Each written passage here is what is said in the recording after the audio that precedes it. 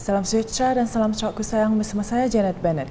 Tumpuan berita, pelancaran sistem pengangkutan Bandar Kuching KUTS fasa pertama menjadi titik permulaan dalam usaha mentransformasikan sistem pengangkutan awam di Sarawak. Premier Sarawak Datuk Petinggi Tan Sri Dr. Abang Abdul Rahman Zuhari Tun Datuk Abang Openg berkata, KUTS merupakan pendekatan kerajaan Sarawak untuk memberikan perkhidmatan pengangkutan awam yang canggih, efisien dan mesra kepada pengguna. Pertamanya, ia ada mempunyai timing yang tertentu. Jadi orang tahu pukul berapa LRT ini akan sampai dan naik untuk menuju ke destinasi masing-masing. Keduanya, ini adalah pertama di kawasan rantau Asia, di mana perkhidmatan awam menggunakan tenaga hijau, yaitu hydrogen. Actually is the first in Asia, and that will be part of our green economy, where we are using green energy to manage at the same time to move our public transport system. Tiganya ialah sudah tentu ia akan sustainkan kita punya environment alam sekitar yang lestari. Beliau berkata demikian dalam sidang media selepas Majlis Pelancaran KUTS Fasa 1 di Kota Semarahan pada Jumaat.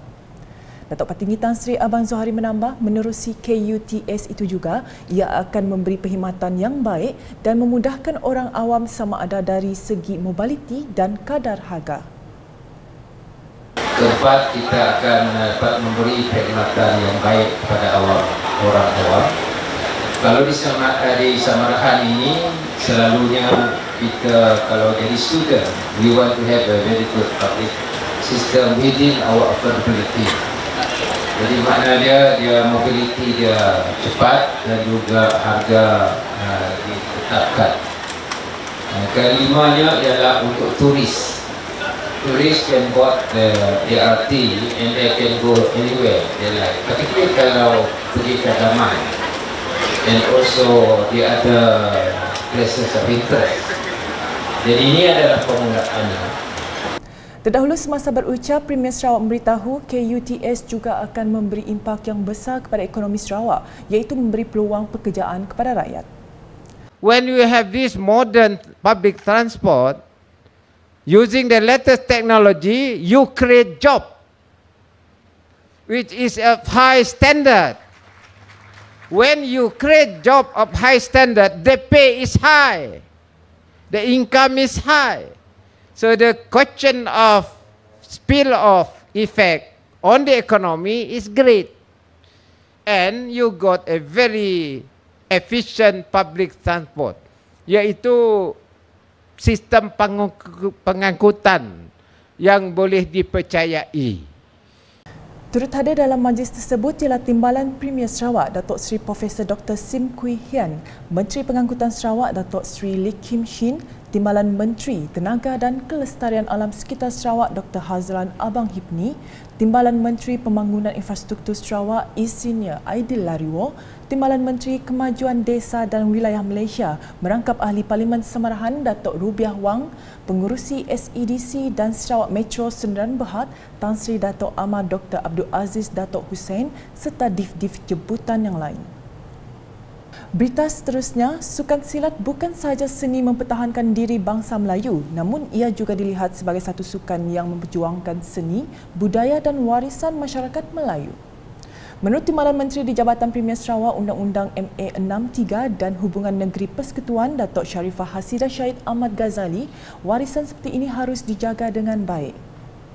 Jadi peranan kita itu bukan hanya bersukan, tapi untuk memertabatkan budaya seni silat Sarawak Melayu kita.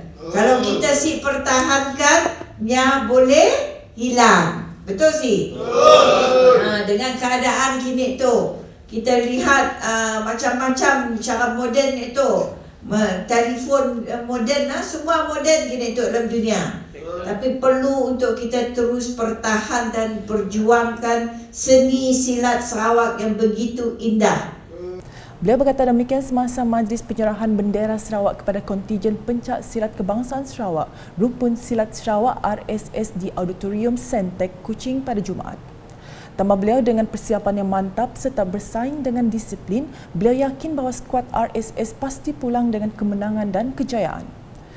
Skuad RSS bakal bertempur dalam kejuaraan silat kebangsaan kali ke-20 di Johor Darul Takzim pada 19 sehingga 23 Disember nanti. Dalam pada itu, pihak Sentek turut membantu dalam memberi kebenaran untuk pasukan pencak silat RSS berlatih di fasiliti Sentek selama 2 minggu. Laporan berikutnya, sebanyak 50 topi keselamatan dan 100 goodies bag diagihkan kepada pengguna jalan raya di Sadong Jaya sempena kempen keselamatan jalan raya bahagian Semerahan tahun 2022 pada Khamis. Majlis Anjuran Pejabat Daerah Asal Jaya itu dirasmikan oleh Timbalan Menteri Pembangunan Infrastruktur dan Pembangunan Pelabuhan merangkap Ahli Dewan Undangan Negeri Adun Sadong Jaya, Aidil Lariwo, bertempat di Gerai Penjaja Sadong Jaya. Dengan kerjasama pejabat residen bahagian Semerahan di bawah jawatan kuasa Majlis Keselamatan Jalan Raya bahagian Semerahan, majlis ringkas tersebut memfokuskan berhubung keselamatan pengguna jalan raya menjelang perayaan Hari Krismas dan Tahun Baru akan datang. Sementara itu, menurut Aidil, kempen berkenaan diadakan untuk memberi kesedaran kepada pengguna jalan raya tentang aspek-aspek keselamatan bagi mengurangkan kadar kemalangan di jalan raya. Beliau turut berkata, statistik kemalangan jalan raya di kawasan Asal Jaya dan Sadong Jaya meningkat pada tahun ini dipercayai faktor pertambahan bilangan kenderaan. Manakala di Bintulu, Ahli Dewan Undangan Negeri Adun Tanjung Batu, Johnny Pang Leong Ming menyantuni para peniaga di Pasar Utama Bintulu pada Jumaat. Ini susulan beliau menerima aduan bahawa pihak berkuasa tempatan seringkali membuang sampah dan sisa ikan ke dalam tong sampah di hadapan pasar tersebut. Menurut mereka, kebiasaannya tong sampah tersebut digunakan oleh para peniaga untuk membuang sisa sayur. Sehubungan itu, Johnny Pang telah mengadakan perbincangan dengan Wakil Lembaga Kemajuan Bintulu BDA yang turut sama dalam tinjauan itu bagi menyelesaikan masalah berkenaan. Turut mendapat perhatian Adun Tanjung Batu ialah keadaan menutup parit yang tidak rata di pasar tersebut yang boleh membahayakan peniaga dan pengunjung. Beralih ke perkembangan lain, Sarawak telah mencapai kejayaan besar dalam meningkatkan pemerkasaan wanita dari segi ekonomi, penyertaan politik, kepimpinan dan juga kuasa membuat keputusan. Ini terbukti dengan penlibatan golongan tersebut dalam bidang perusahaan kecil dan sederhana PKS yang berjana pendapatan untuk diri dan juga ekonomi secara keseluruhannya.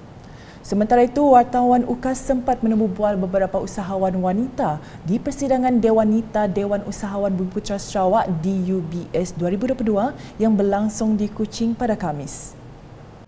Banyak manfaat yang bagi kepada usahawan Bumiputera, terutamanya pada golongan wanita di Sarawak tu.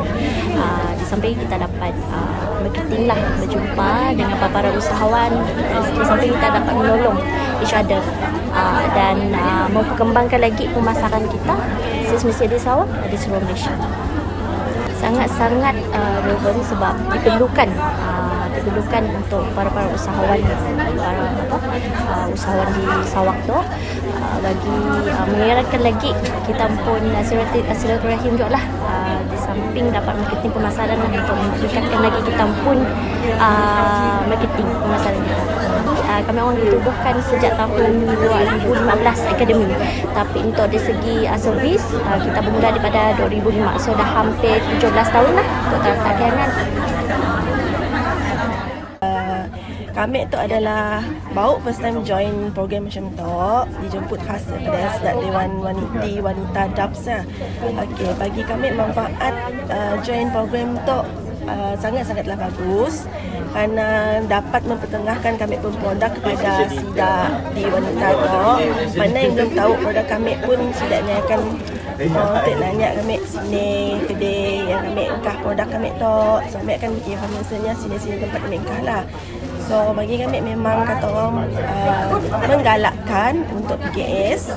Bagi kami yes, untuk adakannya setiap tahun, senang untuk orang-orang. Bukan hanya setakat kami ajak yang akan kita orang promosikan pada kami, mungkin ada usaha-usaha lain di luar ni kah yang boleh join tahun depan untuk masuk join macam tu event-event kita tahu. Bagi kami mau ada rezeki tahun depan kah boleh bolah di luar, which is macam tempat terbuka supaya orang luar dapat join, datang ramai-ramai ke tempat dia lah. Persidangan tu nang harus dipolah every year sebab untuk menambahkan pengetahuan usahawan seperti kami orang tu yang selalu macam kita lepas COVID memang terkesanlah dengan apa-apa yang kita produk yang kita hasilkan kadang-kadang turun naikkan. So hari tu alhamdulillah Datuk ada announce yang sini sepatutnya kita pergi untuk kita mencari let's say dana or whatever lah. I think boleh juga dipolah di luar so that usahawan yang belum join di UBS boleh juga daknya dapat tahu what is the UBS and daknya boleh tahu juga produk yang macam tu boleh jadi mata pencarian. Sekian edisi malam bersama saya, Janet Bennett. Berita lebih lanjut boleh didapati di semua platform media sosial UKAS, masa portal UKAS.sarawak.gov.my dan UKAS channel di YouTube. #menjemput fakta, salam UKAS.